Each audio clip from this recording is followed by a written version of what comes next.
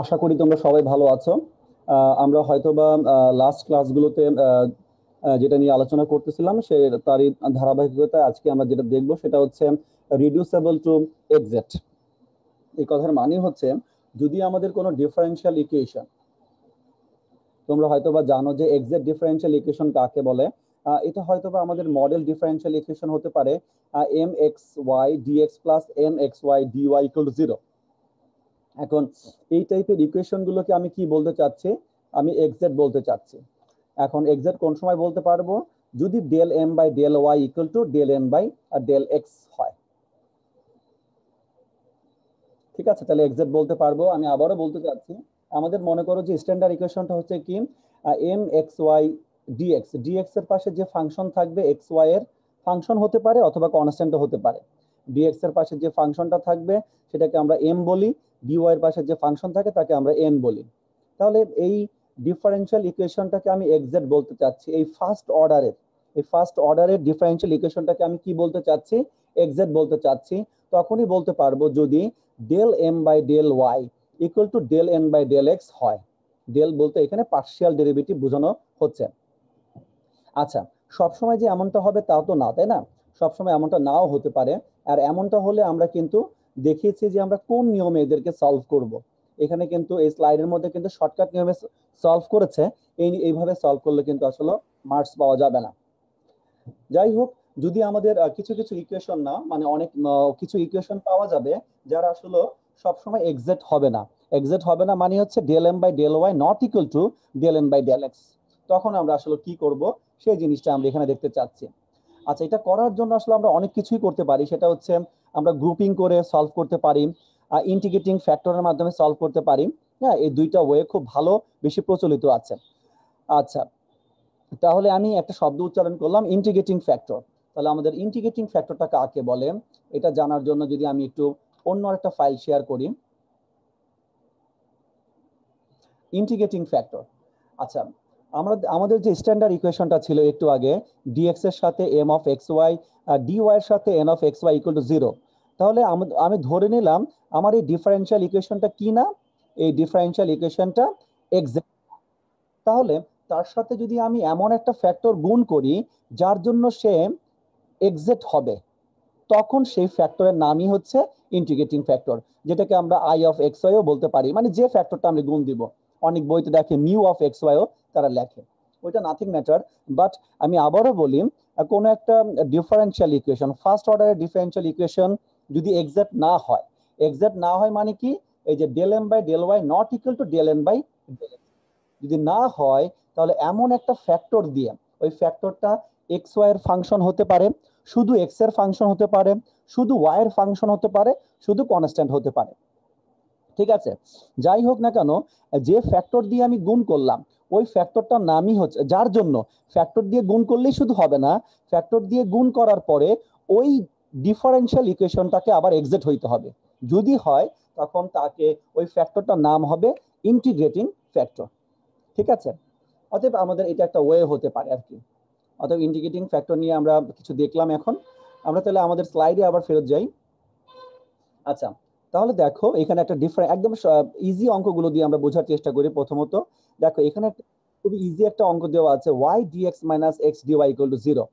তাহলে it is not কত exact. তুমি একটু ভালোভাবে চেক করে দেখো, এটা আসলে এক্সাক্ট হবে না। dx এর পাশে m এর মানটা হচ্ছে y, তাহলে del m by del y এর মান কত আসে? 1। আবার n এর মানটা হচ্ছে মাইনাস এক্স, তাহলে del N by del X equal to হচ্ছে -1। অতএব একটা হচ্ছে 1, অন্যটা -1। অতএব তারা কিন্তু কি না? এক্সাক্ট না। তুমি যদি এক্সাক্টের অঙ্ক করো, তোমাকে অবশ্যই এক্সাক্টনেসটা কিন্তু চেক করতে হবে। হয়তো বা এইসব স্লাইডে তারা চেক করে নেই বেশি একটা, কিন্তু আমাদেরকে সেই চেকগুলো করতে হবে। আচ্ছা, যাই হোক, তাহলে দেখো এখন আমি এই ফ্যাক্টর দ্বারা এটাকে গুণ করি। আসলে আমি এই ফ্যাক্টর দ্বারাই কেন গুণ করব, তারও কিছু কারণ আছে। কারণ কিছু গ্রুপ, মানে এটাকে বলে ওয়ান কাইন্ড অফ বলে কম্প্যাক্ট ফর্মে নিয়ে আসছে, তো মানে গ্রুপিং করছে। আসলে গ্রুপিং এর কিছু নিয়ম শৃঙ্খলা আছে। যদি আমি আরেকটা দেখি আমরা এর মধ্যে আছে কিনা আসলে। এই যে এদের কথা বলতে চাচ্ছিলাম, যে তুমি যদি গ্রুপিং যদি করতে চাও তাহলে প্রত্যেকটা কিছু কিছু গ্রুপ অফ টার্মস এর ইন্টিগ্রেটিং ফ্যাক্টর আগে থেকে নির্ধারণ করা আছে। যদি তুমি এই এটা আসলে ওয়ান কাইন্ড অফ ইনস্পেকশনের মাধ্যমে আসলে ইন্টিগ্রেশন করা বলে। ঠিক আছে, যাই হোক দেখো Y D X minus X D Y যদি থাকে তার জন্য তোমার ইন্টিগ্রেটিং ফ্যাক্টরটা -1/x²। কিছু আসলে গ্রুপ অফ টার্মস দেওয়া আছে, তোমার অঙ্কের মধ্যে যদি এরকম গ্রুপ অফ টার্মস গুলো যদি আসে, তখন তুমি চাইলে তোমার সুবিধা মতো তুমি ইন্টিগ্রেটিং ফ্যাক্টর গুলো ইউজ করতে পারবা, বাট এগুলো একটু মনে রাখার ব্যাপার আছে এবং প্র্যাকটিসের ব্যাপার আছে। খেয়াল করে দেখো এটা যদি তোমার গ্রুপ অফ টার্মস হয়, তুমি যদি এই অংশটা দিয়ে এটাকে যদি ভাগ দাও, দেওয়ার পরে তুমি কিন্তু এরকম কিছু একটা পাচ্ছ। খেয়াল করো -1/x² দিয়ে ভাগ দিতে হবে, তাহলে এক্স ডিওয়াইটা আগে চলে আসছে -y/dx/x²। তাহলে এই টোটাল জিনিসটার কম্প্যাক্ট ফর্ম d/y/x। এখন তুমি এটা এটা এটা তুমি যদি আমাদের যে কি বলে ডেরিভেটিভের যে ইউবের যে ফর্মুলা, এটা কিন্তু আসলে ওই ফর্মুলাটা। হ্যাঁ, এটাকে আমরা কম্প্যাক্ট ফর্ম বলি আসলে। তাহলে আমি যদি d/y/x মানে হচ্ছে তুমি ওয়াইটাকে ইউ মনে করো, এক্সটাকে ভি মনে করো, তারপর তুমি এটাকে একবার ডেরিভেটিভ করো, দেখো তুমি এই জিনিসটাই পাবা। হ্যাঁ, এটা হচ্ছে one kind of compact form আর কি। একইভাবে দেখো এরকম গ্রুপ অফ টার্মস গুলোর মধ্যে ভিন্নতা আছে। এই দেখো এই তিনটাই মনে হয় এক না, এই চারটাই এক, এই চারটা এক। দেখো প্রত্যেকটার মধ্যে মাইনাস আছে, এই চারটার আবার 4 রকমের ইন্টিগ্রেটিভ ফ্যাক্টর আছে। এখন তুমি চাইলে বলতে পারো যে স্যার আমি কোনটা ইউজ করব। তুমি ওইটা ইউজ করবে যেটা তোমার হচ্ছে অঙ্কগুলোর মধ্যে আছে। আই মিন দ্যাট তোমাকে গিভেন যে প্রবলেমটা দিয়ে দিচ্ছে, ওই প্রবলেমের মধ্যেই এই জাতীয় জিনিসগুলো থাকতে হবে। -1/x², মানে I mean that x², y², xy, x² + y²। এটা তোমার অঙ্কের উপর নির্ভর করবে যে তুমি কোনটা ইউজ করবা। কারণ দেখো এখানে চারটা জিনিসই কিন্তু এক, আবার চারটার জন্য 4 রকমের ইন্টিগ্রেটিং ফ্যাক্টর, কিন্তু অ্যান্সার কিন্তু আবার 4 রকমের। হ্যাঁ, একটা হচ্ছে ডি কত y/x, D x/y, D ln y/x, D r10 মানে হচ্ছে 10 ইনভার্স, আর 10 মানে হচ্ছে কি 10 ইনভার্স y/x। অতএব এই জিনিসগুলো হচ্ছে তোমার কম্প্যাক্ট ফর্ম। এগুলো একটু বেশি বেশি প্র্যাকটিস আর যদি মনে রাখতে পারো তাহলে খুব সহজ। এই ইন্টিগ্রেটিং ফ্যাক্টর গুলো যদি ইউজ করো, আই মিন দ্যাট গ্রুপিং এর মাধ্যমে যদি ইউজ করো, তাহলে তোমার 3-4 লাইনেই কিন্তু অঙ্ক শেষ হয়ে যায়। কিন্তু আমি তোমাদের হুঁশিয়ারি এটাই দিতে দিতে চাই, এখানে একটা সাবধানতা আছে, সেটা হচ্ছে যে তোমাকে যে মেথডের মাধ্যমে বা যে প্রসিডিউরের মাধ্যমে তোমাকে সলভ করতে বলবে, তোমাকে ওইটার মাধ্যমেই করতে হবে। সবসময় তুমি গ্রুপিং এর মাধ্যমে যদি সলভ করো, কারণ গ্রুপিং এর মাধ্যমে সলভ করলে 3 থেকে 4 লাইনের বেশি লাগে না। আর গ্রুপিং এর মাধ্যমে সলভ করার জন্য তোমার ডিফারেনশিয়াল ইকুয়েশন সলভ করার থিঙ্কিং পাওয়ারটা অনেক বেশি হইতে হবে। হ্যাঁ, কোন সময় আমি কোন ইন্টিগ্রেটিং ফ্যাক্টর ইউজ করব, কোন সময় তাদেরকে গ্রুপিং করব, এখানে তো কত সুন্দরভাবে তাদের গ্রুপিং করাই আছে, কিন্তু অঙ্কের মধ্যে কিন্তু এগুলো এলোমেলো থাকবে। তোমাকে এদেরকে এক জায়গায় এনে গ্রুপ তৈরি করে তারপর ইন্টিগ্রেটিং ফ্যাক্টর ইউজ করে অঙ্ক করতে হবে। অতএব গ্রুপিং এর মাধ্যমে তুমি যদি ইন্টিগ্রেটিং ফ্যাক্টর ইউজ করো এবং কম্প্যাক্ট ফর্মে যদি নিতে চাও, তোমাকে অনেক বেশি অভিজ্ঞতা সম্পন্ন হইতে হবে। ঠিক আছে, যাই হোক এরকম আরো অনেকগুলো তোমার গ্রুপ অফ টার্মস আছে, তাদের প্রত্যেকের জন্য ভিন্ন ভিন্ন ইন্টিগ্রেটিং ফ্যাক্টর গুলো আছে।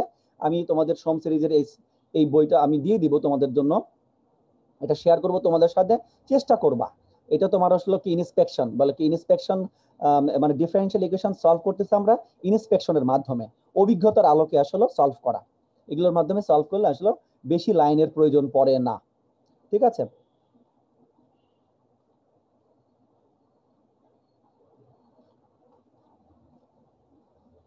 একটা অঙ্ক খুঁজে পাই কিনা।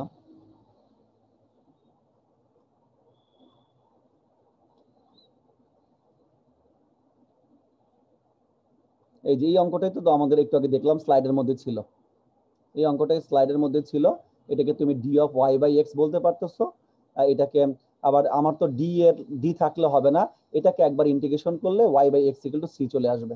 তাহলে এই y = cx টাই তোমার হচ্ছে সলিউশন। এই ডিফারেনশিয়াল ইকুয়েশন সলিউশন হচ্ছে y = cx। যাই হোক, আমরা আসলে আমাদের স্লাইডে ফিরে যাই, স্লাইড থেকে আমরা আরো দেখি। আচ্ছা, যেটা বলতে চাচ্ছিলাম, তাহলে দেখো অতএব ইন্টিগ্রেটিং ফ্যাক্টর এভাবে ফাইন্ড আউট করার জন্য তোমাকে মনে রাখতে হবে y dx - x dy এর আমরা আসলে কি 1/y² যদি ইনক্লুড করি, 0/1/x² দুই পাশে দিলাম, অতএব কোনো সমস্যা নাই। এই বাম পাশের কমপ্লেক্স ফর্মটা কি হয়ে যাচ্ছে, d/x/y। এটা মনে রাখতে পারো, y² নিচে হলে এখানে x/y হবে। আবার যেহেতু আমার ডেরিভেটিভ থাকলে হবে না, দুই পাশকে একবার ইন্টিগ্রেশন করব। ইন্টিগ্রেশন আর ডিফারেন্সিয়েশন একটা একটা ইনভার্স বলে ইন্টিগ্রেশন আর ডিটা কাটা যাবে, এখানে থাকবে x/y। আর ইন্টিগ্রেশন একবার করার পরে যেহেতু এটা ইনডিফিনিট ইন্টিগ্রাল, একটা c দিতে হবে। তাহলে এটাই হচ্ছে x ইকুয়াল টু y সিটাই হচ্ছে এই ডিফারেনশিয়াল ইকুয়েশনের সলিউশন। খুব দেখো 2-3 লাইনে হয়ে গেছে। আচ্ছা এখানে দেখো এটাকে above equation can be written as, কোন ইকুয়েশনটাকে, এই ইকুয়েশনটাকে আমরা আসলে এইভাবে লিখতে পারি। এখানে m এর মান এত, n এর মান এত। খেয়াল করে দেখো এই দুইটা ভ্যালু কিন্তু কি এক আসছে নাকি? ইট ইজ এক্সাক্ট, তাই না? দুইটা ভ্যালু আসলে এক আসছে। তাহলে দেখছো এই জন্যই বললাম ইন্টিগ্রেটিং ফ্যাক্টর পাওয়ার পরেই কাজ কি, সাথে সাথে ওই ডিফারেনশিয়াল ইকুয়েশনের সাথে গুণ করে দেওয়া। গুণ করে দিয়ে নতুন m নতুন n তুমি পাইছো, এটা m এর মান এটা n এর মান, তুমি একবার করে ডেরিভেটিভ করো, m টাকে ডেরিভেটিভ করো y এর সাপেক্ষে পার্শিয়াল ডেরিভেটিভ, n টাকে ডেরিভেটিভ করে x এর সাপেক্ষে, দুটো সমান আসছে। অতএব এখন কিন্তু এই ইকুয়েশনটা এক্সাক্ট হয়ে গেছে। তাহলে তার সলিউশন তোমরা এভাবে বের করবা না, এটা তারা খুবই শর্টকাট নিয়মে বের করছে। এভাবে বের না করে তোমাদেরকে প্রপার প্রসিডিওর, এক্সাক্টের যে প্রসিডিওরটা আছে সেটা অ্যাপ্লাই করতে হবে। যাই হোক, এটা ছিল আসলে ইন্টিগ্রেটিং ফ্যাক্টরের ইন্সপেকশনের মাধ্যমে বের করা। আচ্ছা এবার খেয়াল করে দেখো যে এই তারা কিন্তু ইন্টিগ্রেটিং ফ্যাক্টরের ডেফিনেশনটা এখানে দিছে মাত্র, the factor which makes the differential equation to exact. এটাও বলতে পারি আমরা এমন একটা ফ্যাক্টর যেটা কি করবে, একটা নন এক্সাক্ট ডিফারেনশিয়াল ইকুয়েশনকে এক্সাক্ট ডিফারেনশিয়াল ইকুয়েশনে রূপান্তর করবে, তখন তার ওই ফ্যাক্টরটাকে আমি বলবো ইন্টিগ্রেটিং ফ্যাক্টর। ওকে, দেখো এই যে আমি যে সূত্রগুলো দেখিয়েছি তারা এখানে 5টা দিছে, বাট আমি একটু আগে যেটা দেখাইলাম ওইখানে মনে অনেকগুলো ছিল। হ্যাঁ, ওই বইটাও আমি সমসিরিজের বইটাও তোমাদের সাথে শেয়ার করব। এই দেখো এটা কি বলছে, আইএফ, আইএফ মানে কিন্তু integrating factor found of inspection. এই জন্য বললাম যে অভিজ্ঞতার আলোকে আসলে এদেরকে সমাধান করা। এটা যদি করতে পারো তাহলে তোমার 3 থেকে 4 লাইন লাগবে যে কোনো ফার্স্ট অর্ডারের ডিফারেনশিয়াল ইকুয়েশন সমাধান করার জন্য। আচ্ছা এরপর খেয়াল করো, এখন আমরা কিছু এক্সেপশন মানে কিছু ভালো ভালো অঙ্কগুলো দেখি। হ্যাঁ, এখানে আমার কয়েকটা স্লাইডে কি হয়েছে, একটা লাইন অন্য লাইনের উপরে পড়ে গেছে, আসলে এটা একটা পিডিএফ কপি, এই জন্য আসলে এই প্রবলেমটা হয়েছে। যাই হোক, এখানে একটা অঙ্ক দেওয়া আছে y dx plus X D Y plus something equal to, দেখো বিশাল একটা এক্সপ্রেশন ইকুয়াল টু 0। তারা যে কাজটা করলো, তারা এখানে ওয়াই স্কয়ারটা ছিল এই থার্ড অংশে ছিল, ওয়াই স্কয়ারকে তারা নিচে নিয়ে আসছে, এটা আনতেই পারে, সবাইকে তুমি ওয়াই স্কয়ার দ্বারা ভাগ করেছো। অতএব এটুকের মধ্যে তোমার কমপ্লেক্স ফর্মটা হবে আর বাকি জিনিসটা ঠিক থাকবে। এখন তোমাকে যে কাজটা করতে হবে, এটাকে একবার ইন্টিগ্রেশন করলে এখান থেকে এক্স বাই ওয়াই পাচ্ছি, আর বাকি অংশটার মধ্যে ইন্টিগ্রেশন থাকবে। বাকি অংশটার মধ্যে চাইলে তুমি ইউবি করতে পারো, অথবা তুমি এক্স কিউব ইকুয়াল টু টি ধরে নিতে পারো, তাই না? প্রতিস্থাপনও অ্যাপ্লাই করতে পারো, তাহলে তোমার জন্য এটা সহজ হবে। যাই হোক, প্রতিস্থাপন করার পরে অবশ্যই তার পূর্বের মানটা কিন্তু এখানে বসাইতে হবে। তাহলে একবার ইন্টিগ্রেশন করা শেষ, অর্থাৎ একটা প্লাস একটা সি দিয়ে দাও, ওইটাই হচ্ছে তোমার এই এক্সাম্পল 7 এর কাঙ্ক্ষিত অ্যান্সার। অতএব ইন্টিগ্রেশন কিন্তু জানতে হবে, ইন্টিগ্রেশন না জানলে পারা যাবে না এখানে। দেখো এক্সাম্পল 8 আর 9 তোমাদের জন্য আমি দিয়ে দিলাম, এখানে কিছু ভুল আছে, আমি ভুলগুলো ধরাই দিচ্ছি। দেখো এই প্রথমটা ঠিক আছে, এখানে কিভাবে দিয়ে দিচ্ছে তারা, x কত হলো কি dx প্লাস y dy, এখানে ফার্স্ট ব্র্যাকেট হবে একটা, তাহলে y dy তার সাথে first bracket equal to a square, এখানে ফার্স্ট ব্র্যাকেট হবে x dy minus y dx এর এখানে ফার্স্ট ব্র্যাকেট আমরা দিব। অতএব এগুলোর মধ্যে চাইলে তুমি ইনস্পেকশন অ্যাপ্লাই করতে পারো, মানে ইন্টিগ্রেশন ফ্যাক্টর তুমি অ্যাপ্লাই করার মাধ্যমে এগুলো করতে পারো। দেখো খুবই সোজাই মনে হচ্ছে, এটা কঠিন কোনো কিছু হবে না। তাহলে তোমাকে এমন ভাবে করতে হবে যে বুঝতে হবে যে কোন জিনিসটা মানে নিলে, ইন্টিগ্রেটিং ফ্যাক্টর হিসেবে কাকে নিলে আমার ইন্টিগ্রেশন করা সহজ হবে। ঠিক আছে, অতএব 8-9 এই দুটো প্রবলেম দেখবা। এছাড়াও বইতে অসংখ্য প্রবলেম আছে, রস রেনবিলের বইতে আছে। আমি হয়তোবা তোমাদের আবু ইউসুফের একটা বই কিনতে বলেছিলাম সবাইকে, যদি সম্ভব হয় আবু ইউসুফের ডিফারেন্সিয়াল ইকুয়েশন বইটা কিনো, ওইটা তোমাদের হেল্প করবে আসলে। ওইটা তো মোটামুটি তোমাদের অনেকগুলো অঙ্ক করা আছে, তুমি অঙ্ক আর সলিউশনটা নিতে পারবা। ভিতরের প্রসিডিওরটা আমরা যেভাবে শিখাচ্ছি ওইভাবে করতে হবে। আচ্ছা এবার দেখো, আমরা একটু আগে যেটা দেখতেছিলাম ইনস্পেকশনের মাধ্যমে ইন্টিগ্রেশন করা বা এক্সাক্ট ডিফারেনশিয়াল সলভ করা, ওটা ছিল 1 নম্বর। এখন হচ্ছে 2 নম্বর যে টাইপটা আছে সেটা হচ্ছে ইফ, ইফ মানে I F, integrating factor of homogeneous equation M D X plus M D Y equal to 0। তাহলে আইএফ ইকুয়াল টু কত পাওয়া যাবে, 1/mx প্লাস এনওয়াই। এ কথার মানে কি, এই যে integrating factor of homogeneous differential equation, তাহলে এখানে তারা যেটা বলতে চাচ্ছেন, আমার যে ডিফারেনশিয়াল ইকুয়েশনটা আছে ওইটা মূলত একটা হোমোজেনিয়াস ডিফারেনশিয়াল ইকুয়েশন, তাহলে তো আমি হোমোজেনিয়াস নিয়মে সলভ করে ফেলতে পারি। কিন্তু প্রবলেমটা হয়েছে ওইটা হোমোজেনিয়াস ঠিক আছে, বাট হোমোজেনিয়াস নিয়মে সলভ করা যাবে না। তারা প্রশ্নের মধ্যে বলে দিছে যে এটা এক্সাক্ট নিয়মে সলভ করতে হবে। যদি এমন কেস হয় তখন আমরা কি করব? আচ্ছা তাহলে দেখো, যদি হোমোজিনিয়াস হয় তাহলে এম আর এন অবশ্যই হোমোজিনিয়াস অফ সেম ডিগ্রি, তখন তাদের জন্য ইন্টিগ্রেটিং ফ্যাক্টর কত হবে, 1/m into X plus n into Y. এই কথার মানে হচ্ছে m যে ফাংশন আছে তার সাথে x দিয়ে গুণ করতে হবে, প্লাস n যে ফাংশনটা আছে তাকে y দ্বারা গুণ করতে হবে, তারপরে তাদের দুটোকে যোগ করতে হবে এবং 1 ডিভাইড আকারে নিতে হবে।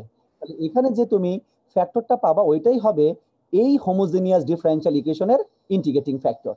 আর আমরা জানি ইন্টিগ্রেটিং ফ্যাক্টর পাওয়ার সাথে সাথেই আমরা কি করব, ওই গিভেন ডিফারেনশিয়াল ইকুয়েশনের সাথে গুণ করে দিব, গুণ করতেই হবে, মাস্ট বি। আচ্ছা দেখি আমরা একটা অঙ্কের মাধ্যমে জিনিসটা বুঝতে পারি কিনা।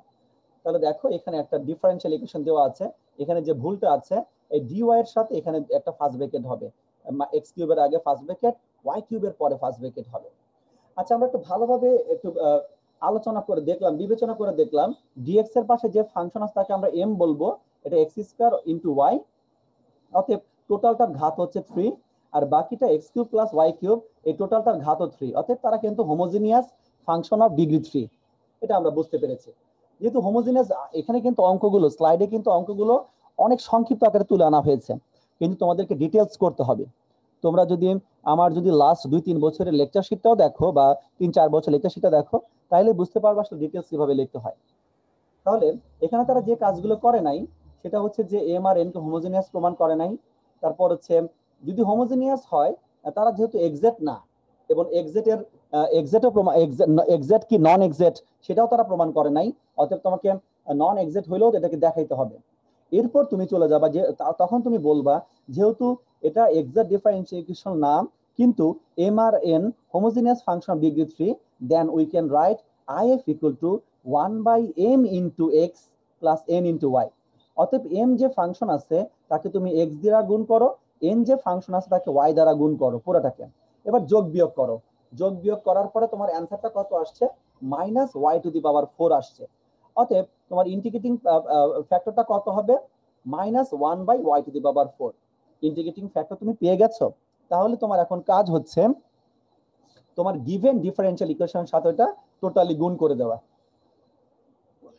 গুণ করলে আমরা এরকম কিছু একটা পাচ্ছি, ভালোভাবে খেয়াল করে দেখো, গুণ করো, একটু কাটাকাটি করো, সবকিছু করার পরে তুমি এরকম কিছু একটা পাচ্ছ, হুইচ ইজ এক্সাক্ট। এক্সাক্ট কিভাবে বুঝবো, dx এর পাশে পুরো ফাংশনটা হচ্ছে m, dy এর পাশে পুরো ফাংশনটা n, তাদেরকে তাহলে তুমি m ফাংশনটাকে y এর সাপেক্ষে একবার পার্শিয়াল ডেরিভেটিভ করো, n ফাংশনটাকে x এর সাপেক্ষে একবার পার্শিয়াল ডেরিভেটিভ করো, দেখো দুইটার অ্যান্সার সমান আসছে কিনা, আশা করি আসবে।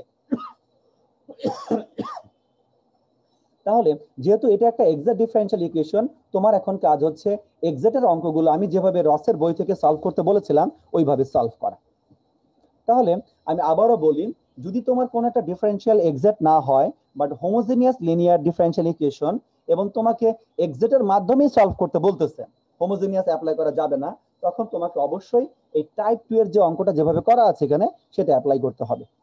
ঠিক আছে, এখন আমরা যদি পরের স্লাইডে যাই, এটা হচ্ছে তোমার টাইপ 3। এখানে খেয়াল করে দেখো ওই একই স্টাইলের equation, m dx plus n dy equal two, তোমার মনে করো যে এটা হচ্ছে f অফ x y, এখানে ফার্স্ট ব্র্যাকেট মিস হয়েছে, এটা এটা দেখতে কিরকম, f অফ x, y, এখানে first bracket into y into dx plus g of x, y into x into dy equal to 0। হ্যাঁ আমি আবারও বলি কিছু ফার্স্ট ব্র্যাকেট এখানে মিসিং আছে, এটা বুঝে নিতে হবে। তাহলে বলতেছি f অফ x y হবে, মানে f এর ভিতরে যে ভেরিয়েবল গুলো থাকবে x y গুণ আকারে থাকবে, একইভাবে তার সাথে একটা y গুণ আকারে আছে, একটা dx গুণ আকার আছে, plus g of x y, অর্থাৎ g ফাংশনটা x y এর আকারে প্রকাশ করব, ইনটু একটা x থাকবে, ইনটু একটা dy ইকুয়াল টু 0। যদি এমন অবস্থা হয় তখন আমাদের ইন্টিগ্রেটিং ফ্যাক্টরটা কত হবে, 1/m into x minus n into y। যদি হোমোজেনিয়াস হয় তাহলে মাঝখানে প্লাস হয়, আর হোমোজেনিয়াস না কিন্তু এক্সাক্ট ডিফারেনশিয়াল ইকুয়েশনও না, কিন্তু তাদের একটা বিশেষ ফরম্যাট আছে। ফরম্যাটটা কি, এই যে f অফ x y, মানে x y একসাথে গুণ আকারে একটা ফাংশন থাকবে, একটা y গুণ আকারে থাকবে into dx, plus g of x y, তার সাথে একটা x গুণ থাকবে, একটা dy গুণ থাকবে ইকুয়াল টু 0। এই স্পেসিফিক ফরম্যাট যদি থাকে তার ইন্টিগ্রেটিং ফ্যাক্টরটা হচ্ছে 1/m এর সাথে x গুণ করো মাইনাস n এর সাথে y গুণ করো, গুণ করলেই তো আমরা ইন্টিগ্রেটিং ফ্যাক্টরটা পেয়ে যাব। দেখো এই অঙ্কের মধ্যে ভালোভাবে দেখো, এখানে তো ভালোভাবে যদি খেয়াল করো dx এর সাথে ফার্স্ট ব্র্যাকেট হবে, আর আর হচ্ছে dy এর সাথে এই x থেকে শুরু করে ফার্স্ট ব্র্যাকেট হবে। ঠিক আছে, তাহলে একটু ভালোভাবে খেয়াল করলে আমরা বুঝতে পারবো যে কিভাবে এদেরকে সলভ করা যেতে পারে।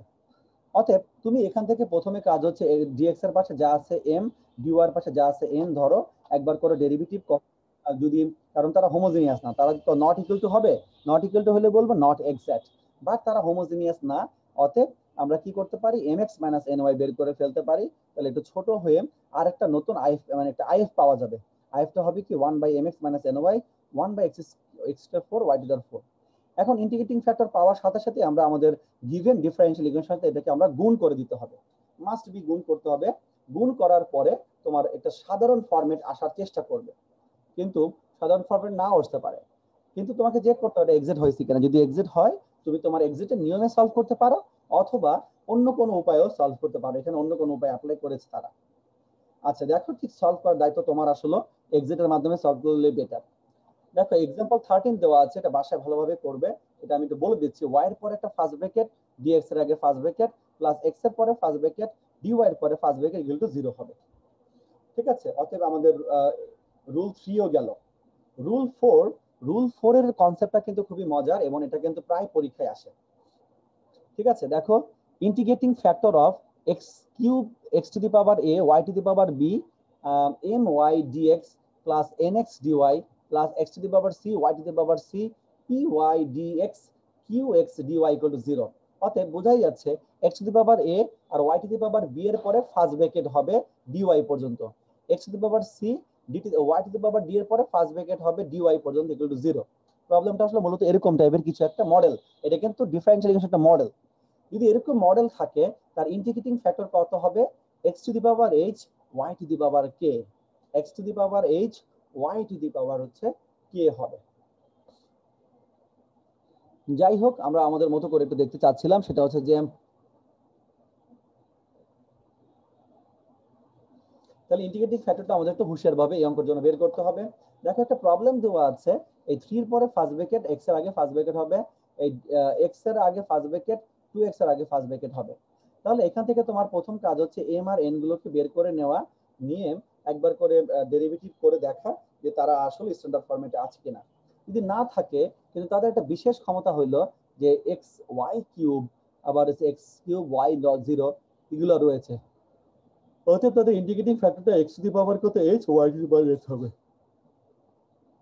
আচ্ছা, তাহলে ইন্টিগ্রেটিং ফ্যাক্টর কত হচ্ছে, x to the power h, y to the power কত k। তাহলে ইন্টিগ্রেটিং ফ্যাক্টরটা পাওয়ার সাথে সাথে আমরা কি করব, সবার সাথে গুণ করে দিলাম। গুণ করে দিয়ে তুমি dx টা কমন নাও, dy টা কমন নাও। তারপর তুমি একবার করে dx টাকে y এর সাপেক্ষে, n টাকে x সাপেক্ষে পার্শিয়াল ডেরিভেটিভ করো, আশা করি সমান দেখতে পাবা। যদি সমান হয়, তাহলে আমরা এটাকে বলতে পারবো এক্সাক্ট ডিফারেনশিয়াল ইকুয়েশন। এক্সাক্টের নিয়মে এটাকে সলভ করে দিলেই চলবে। এক্সাক্টের নিয়মে সলভ করতে হবে, ওকে। আচ্ছা, এবার খেয়াল করে দেখো, এখানে সলভ করা আছে, তারপরে তোমরা দেখে নিতে পারবা। এক্সাম্পল 15, এক্সাম্পল 15টা বাসায় ভালোভাবে ট্রাই করবা। এক্সাম্পল, তারপর দেখো, এবার দেখো ইন্টিগ্রেটিং ফ্যাক্টরের আরো দুইটা নিয়ম আছে। আমরা মোটামুটি ওইখানে 4টা নিয়ম দেখেছি, এখানে আরো দুইটা, মানে হচ্ছে প্রায় 6টা। এই দুইটাকে আসলে আমরা একটা নিয়মই বলি, কিন্তু বাট মাঝে মাঝে এদেরকে আমরা দুইটা নিয়ম, ভিন্ন নিয়মও বলতে পারি। একটু ভালোভাবে খেয়াল করে দেখো, if integrating factor of m dx plus m dy equal to 0। অনেক সময় দেখা যায় যে তাদের বিয়োগফলটা কোন বিয়োগফলটা, যখন তুমি এক্সাক্ট নির্ধারণ করতেছো ওই বিয়োগফলটা যদি n এর কাছাকাছি হয়, n কিন্তু একটা এখানে ফাংশন, তাহলে আমরা n দ্বারা ভাগ দিব। ওই বিয়োগফলটা যদি m এর কাছাকাছি হয়, m দ্বারা ভাগ দিব। কিন্তু m দ্বারা ভাগ দেওয়ার আগে দেখতে হবে n টা আগে আছে কিনা। যাই হোক, যখন আমি n দিয়ে ভাগ দিব, তখন f অফ s এর একটা ফাংশন পাওয়া যাবে, এবং এই ডিফারেনশিয়াল ইকুয়েশনের ইন্টিগ্রেটিং ফ্যাক্টর হবে e two the power integration f of x dx। আবার যদি দেখি m এর সমান হয়, তাহলে m দিয়ে ভাগ দিতে হবে, তখন আমরা এটার সমীকরণটা হবে gy। তাহলে n দিয়ে ভাগ দিলে ফাংশন অফ x, m দিলে m দিয়ে ভাগ দিলে g অফ y আসবে, y এর ফাংশন আসবে। তার ইন্টিগ্রেটিং ফ্যাক্টর কি হবে, e two the power integration g of y into dy। যখন f অফ x ছিল তখন dx, যখন gy আছে তখন dy নিতে হবে। আর আমরা জানি ইন্টিগ্রেটিং ফ্যাক্টর পাওয়ার সাথে সাথে আমরা কি করব, আমাদের কাঙ্ক্ষিত ডিফারেনশিয়াল ইকুয়েশনের সাথে গুণ করে দিব। এরপর m আর n আলাদা করে তাদের ডেরিভেটিভ নির্ধারণ করে দিব। দেওয়ার পরে হচ্ছে যদি তারা এক্সাক্ট হয়, অবশ্যই del m by del y equal del n by del x হবে, এবং তাদেরকে হচ্ছে প্রপারলি হচ্ছে যে সলভ করতে হবে এক্সাক্টের নিয়মে। তাহলে এখানে দুইটা আছে, এই দুইটার কিন্তু প্রমাণ, এই দুইটার যে কোনো একটা প্রমাণ কিন্তু প্রায় পরীক্ষায় আসে। তোমরা হচ্ছে রসের বই অথবা আবু আবু ইউসুফের বইতে দেখতে পারো, এই দুইটা প্রমাণ কিন্তু আছে যে কোনো একটা পরীক্ষায় সব সময়। এখন আমরা চেষ্টা করব ওই আমাদের হচ্ছে কত, আমাদের হচ্ছে 5 নাম্বারটাকে কাজে লাগাতে এখানে চেষ্টা করব। তাহলে প্রথমে খেয়াল করে দেখো, এখানে হচ্ছে যে ডিএক্স এর আগে একটা ফার্স্ট ব্র্যাকেট হবে, পুরোটা ফার্স্ট ব্র্যাকেট, আর ডি ওয়াই এর সাথে Y square X square equal to 0 আছে। তাহলে প্রথম কাজ হচ্ছে del M by del Y, del N by del নির্ধারণ করা। দেখলাম যে তারা সমান হয়নি, অর্থাৎ তারা হচ্ছে এক্স এর ডিফারেনশিয়াল ইকুয়েশন না। এই কথাগুলো কিন্তু লিখতে হবে, স্লাইডে কিন্তু এই কথাগুলো তারা লেখে নাই।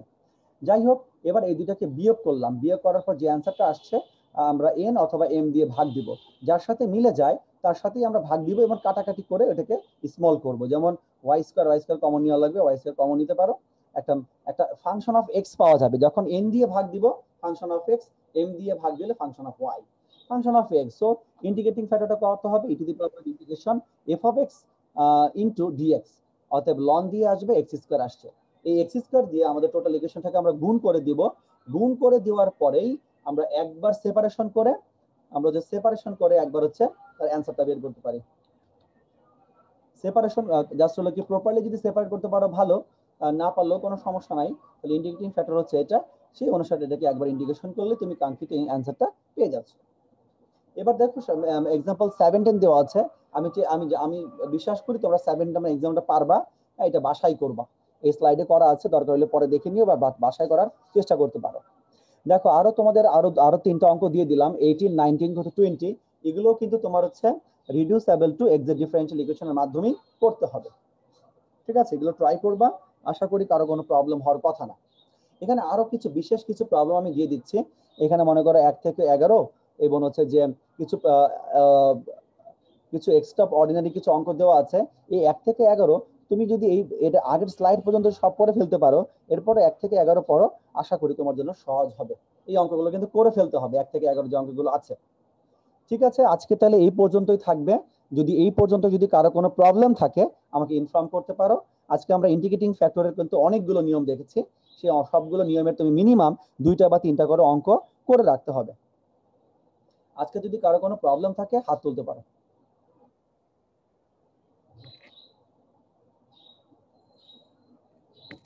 তোমরা যারা যারা আজকে এই অনলাইন ক্লাসে অংশগ্রহণ করছো, তোমরা তোমাদের রোল নাম্বার গুলো জুম চ্যাট বক্সের ইনবক্স করতে পারো। আর যারা রিঅ্যাডমিশন, রিঅ্যাডমিশন লিখে হলের সংকেত লিখতে পারো।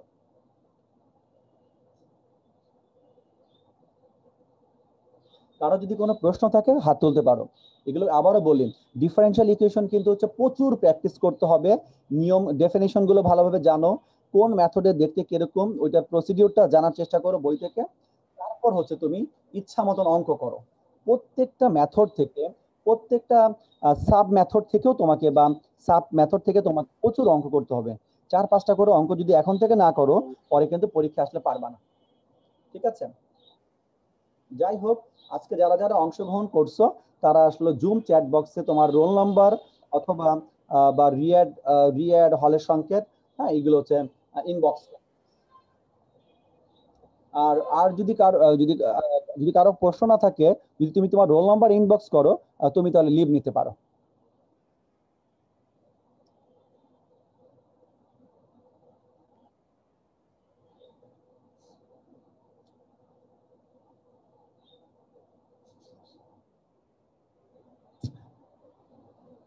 আজকে যতটুকু পড়ানো হলো, এটা যদি তুমি বাসায় যদি ভালোভাবেও করো, তোমার কিন্তু সময় লাগবে।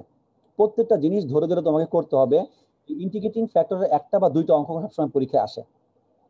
আমি রিকোয়েস্ট করব, রস এবং রেনভিলের বই এবং আবু ইউসুফ স্যারের বইটা তুমি দেখতে পারো, ওইটা জাস্ট তোমার যেন উপকার হয়। বাট রস থেকেই বেশি দেখো অথবা রেনভিল থেকে দেখো, আবু ইউসুফ হচ্ছে তোমাকে হেল্প করবে আসলে, অনেক বেশি অঙ্ক ওদের এখানে করা থাকে। অতএব এটা তোমাদের জন্য খুবই ইম্পর্টেন্ট কনফিডেন্স বাড়ানোর জন্য। নেক্সট ক্লাসে হয়তো বা অ্যাপ্লিকেশন দেখাবো, বাট অ্যাপ্লিকেশন গুলো কিন্তু সমাধান করে দিব না। ফার্স্ট অর্ডারে কিছু অ্যাপ্লিকেশন আমরা দেখবো নেক্সট ক্লাসে, আশা করি ওগুলো হয়তো বা তোমাদের কাজে লাগতে পারে। কারো যদি অ্যাটেন্ডেন্স দেওয়ার বাকি থাকে অ্যাটেন্ডেন্স দিয়ে দিতে পারো, আর যারা অ্যাটেন্ডেন্স দিয়েছো তারা লিভ নিতে পারো।